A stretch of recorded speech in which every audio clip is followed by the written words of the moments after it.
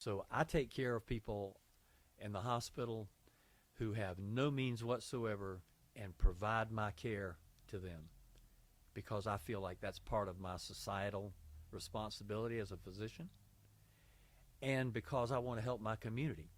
My community. That's why you became a doctor in the first Exactly. place. It's part of the mission. But in order for the hospital to receive Medicare funding, they have to provide that by federal law. It's written. If you walk in a hospital, it's Mm-hmm. in black and white.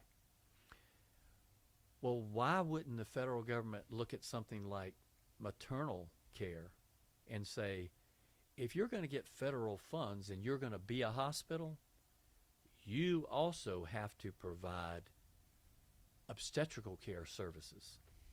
It's a basic human need. Why is it less important than even emergency room care? We're talking about the life of a baby and the impacts that that has on our society when we can't get a child from their first breath of life to age 1 as well now as we were back years ago. So in other words, you would have to institute policy, I believe, to save service delivery. Many of the hospitals in rural counties all across America were built on federal money by way of the Hill-Burton Act. Explain that. What's the Hill-Burton Act? The Hill-Burton Act was federal policy that basically provided federal funds to rural counties all across America to build hospitals in their county. But we have not we have made that investment and now we're letting them shutter. If you go over to Fairfield County, you'll see a really nice building and a big sign out front that says hospital closed. We see, this is why one of my other theses is we have to address the issue of where these social services come from. And if we insist on pumping the majority of our money to a federal system that then has to get it back from them versus inverting that to where most of our money goes into a state system that can do it, I can't help but think that would be better because the inefficiency of the politics of how those things got funded without the follow through. I mean, it's almost like wartime in VA. You know, it's easy to send soldiers off to war, but they never get taken care of in the hospital necessarily, and Yeah. you know, So the follow up. So there are two things that you need to know about, and I want you to listen, go back and find out where this part of this discussion is when you get in office, and go back and play this back. Okay, this part. okay, The way that this has really happened, as you know, when you're trying to figure out something, you follow the money, right? right, Okay. So the federal government writes a check to every hospital in America where Medicare and Medicaid services are provided annually. They in write a that check. match. It's called no, No, no, no, not the Medicare not match. not no. Wait, just hold on with me. Okay, sorry. It is called disproportionate share funding. Okay, and what it has to do with is a calculation that each hospital can make based on the amount of care that they are providing for federally funded citizens on Medicare and Medicaid and the uninsured, okay? So as you might imagine, that cost report for a hospital like Richland would be very high, now Prisma Richland, because they take care of all the train wrecks and all the acute, problems that other referring hospitals can't handle, and many of them are unfunded.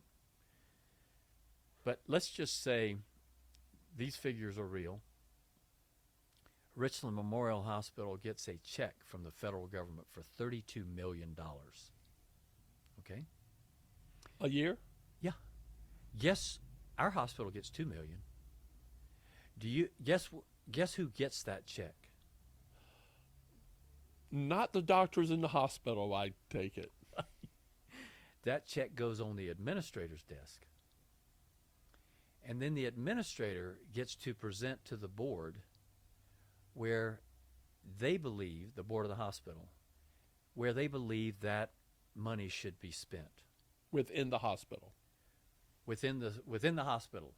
Now, if you get a check for $32 million, do you think that you look pretty important in the hierarchy of decision makers? So that has led to the escalation of hospital CEO salaries. I mean, after all, if I brought in $32 million. I'm going to tell you all how we should spend $32 million. Should my salary really be $80,000? I mean, I'm handling $32 million. Right. And on the open marketplace, those people get money. Yeah. And you want to have somebody else here, it's going to cost you. I mean, exactly. So I administer $32 million. Oh, yeah. my gosh. So the CEO of Charlotte, like Charlotte Systems, their annual salary is $5 million. $5 million. Last time I looked at it, a CEO of one of the big hospitals in Charlotte, you know, on the level of like a Richland, it's $5 million a year. Okay? So what has happened, though, is that kind of huge amount of federal dollars coming in to these big tertiary care centers, how much do you think it costs to just buy up Newberry Hospital? To come in and go, you know, I know you guys are struggling. I'm sorry you're having such a hard time, and I know I'm sorry that Mack Truck left Fairfield, but you know you guys are hurting up there, so we just felt like we ought to just buy your hospital, which I think happened for a very brief period of time. Then they said, now we're just going to mothball this place, and now they have like urgent care kind of Prisma. If you go over to Fairfield and Winsboro, they have a Prisma building. It's basically a Band-Aid station to get you down to Columbia. Right. And they have no obstetrical delivery services going on there.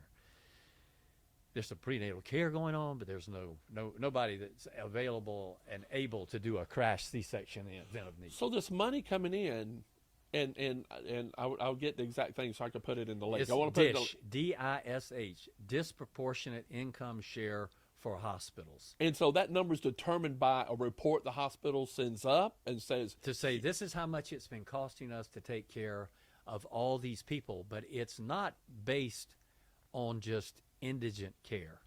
It's that you're having to care for poor on Medicaid. Your Medicaid volume plays into it, and I even believe your Medicare volume. But you can delve into it more when you get elected, okay?